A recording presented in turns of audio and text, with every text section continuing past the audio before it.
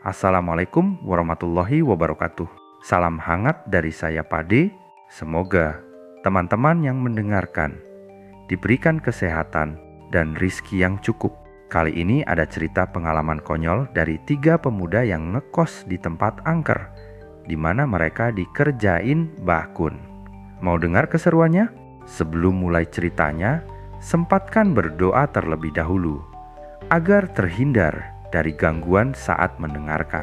Jangan lupa klik subscribe dan tekan juga lonceng notifikasinya agar bisa mendengarkan lebih banyak kisah dari saya. Untuk teman-teman yang punya cerita mistis, juga bisa dikirimkan lewat email yang tertera. Dan tanpa basa-basi lagi, mari kita simak ceritanya. Kos tua itu terkenal murah banget. Sampai-sampai Dani pernah bercanda, bayar kos ini lebih murah daripada bayar parkir mall, tapi bonusnya serem. Malam itu, Dani, Arif, dan Cak Jarwo, panggilan akrab Joko yang hobi ngomong dengan logat Jawa, sedang duduk melingkar di kamar nomor 4, main kartu. Cak Jarwo meletakkan kartunya sambil mendesis, "Asu tenan, aku kalah meneh. Iki kartu oposi, ora ono sing apik." Dani tertawa lebar. "Salahmu dewe Cak, ora usah ngeluh." Arif yang paling santai nyengir, "Udah kalah kok ngamuk." "Santai Cak." Tiba-tiba suara langkah kaki terdengar di lorong. Krek, krek. Lantai kayu tua itu berderit pelan. Mereka bertiga langsung diam. Dani menoleh ke pintu. Siapa itu?" bisiknya. Cak Jarwo melotot. "Aku yo orang ngerti, tapi nek iki maling, aku jeburin teko jendela saiki." Arif berdiri dan mengintip lewat celah pintu. Lorong itu kosong, tapi suara langkahnya makin dekat. Udah jangan parno. Dani mencoba santai, paling itu kucing lagi ngelayap. Saat Dani selesai bicara, pintu kamar tiba-tiba duk. Terbuka sedikit, memperlihatkan seorang wanita berambut panjang dengan wajah pucat berdiri di ambang pintu. "Permisi." Suaranya serak dan datar. "Aku cuma mau pinjam gula." Cak Jarwo langsung kaget dan refleks teriak, "Sing wis gula-gula, kau sing sinten?" Arif dan Dani terdiam kaku, tapi Dani akhirnya bicara. "Gula Mbak, ya di dapur aja ambil sendiri." Wanita itu melangkah masuk tanpa diundang.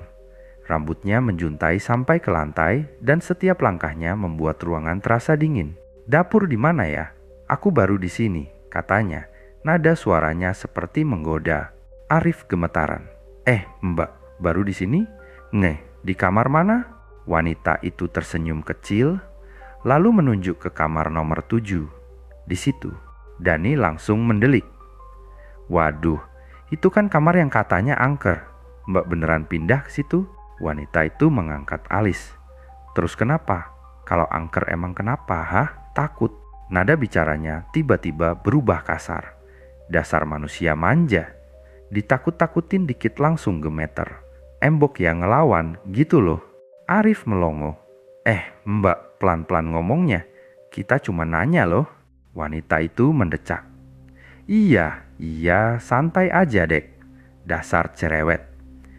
Dia berjalan keluar kamar, tapi sebelum pergi, dia menoleh lagi. "Oh ya, kalau nanti dengar suara ketawa di kamar 7, jangan panik. Itu aku lagi bersih-bersih." Dengan gaya sambil menggoda. Setelah wanita itu pergi, Cak Jarwo langsung berdiri dan menghentak kaki. "Sumpah, iki opo sih? Wong iku jelas-jelas orang normal. Embok yawes minggat wae." Dani mencoba tenang meski suaranya bergetar. Udah, paling cuma tetangga nyentrik. Kita lanjut main kartu aja." Arif yang dari tadi diam akhirnya bersuara. "Tetangga nyentrik apaan Dan? Rambutnya kayak sapu, mukanya pucat. Udah jelas dia itu bukan orang biasa." Suasana mulai mencekam. Dani mencoba menenangkan diri dengan merapikan kartu, tapi saat dia membalik kartu di tangannya, dia terkejut. Semua kartunya kosong, tanpa angka atau gambar. Kok kartunya jadi kayak gini?" Dani menunjukkan kartu itu ke teman-temannya. Arif dan Cak Jarwo memeriksa tumpukan lainnya, tapi semuanya kosong juga. Duk, ketukan keras di dinding kamar membuat mereka melompat dari tempat duduk. Walah, iki opo maneh? Teriak Cak Jarwo.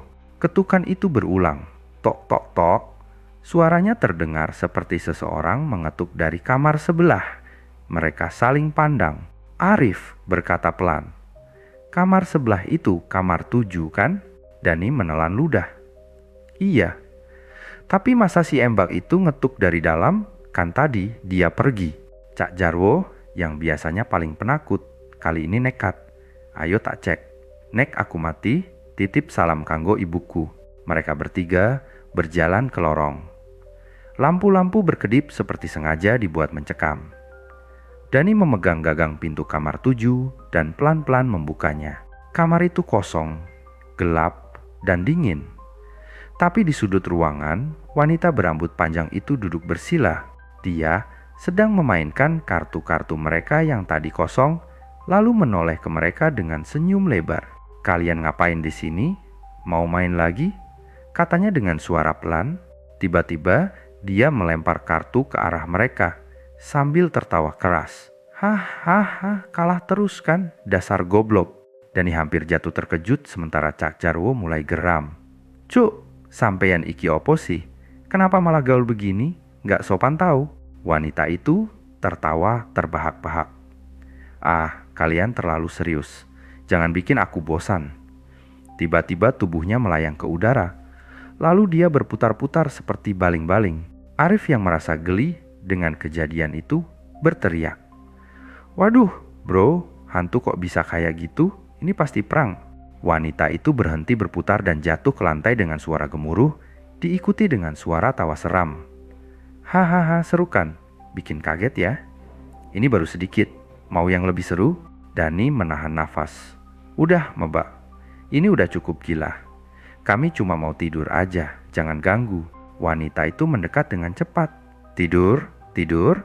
Ini baru mulai, Dek. Kalau mau tidur harus bayar dulu. Seru-seruan dulu bentar baru tidur, ya enggak? Kembali suasana jadi mencekam. Lampu tiba-tiba mati, menyisakan hanya suara tawa si wanita yang menggelikan. Kembalin kartu kami, teriak Cak Jarwo. Wanita itu justru tertawa lebih keras lagi. Kartu, itu bukan kartu kalian, itu kartu. Milikku. Meskipun mereka sudah berusaha menghindar, wanita itu terus mengganggu. Setiap kali mereka mencoba tidur, kartu-kartu kosong yang sebelumnya ada di kamar tiba-tiba berterbangan, menggantung di udara, lalu jatuh dengan suara berderit. Udahlah, Jilah, ini pasti bukan manusia. Dani mulai panik. Arif yang biasanya tenang, kini mulai ragu. Ya, kita udah salah pindah kos. Ini tempat gak jelas. Cak Jarwo menatap kosong ke lorong yang gelap. Kalau aku mati titip salam ke ibuku, ngerti ora? Namun tak lama kemudian tawa si wanita terdengar lagi. Hahaha, kalian baru saja ikut permainanku. Masih mau ikut seru-seruan atau sudah takut? Ketiganya saling pandang. Mungkin mereka harus bertahan lebih lama lagi sebelum bisa keluar dari kos yang sangat tidak biasa ini.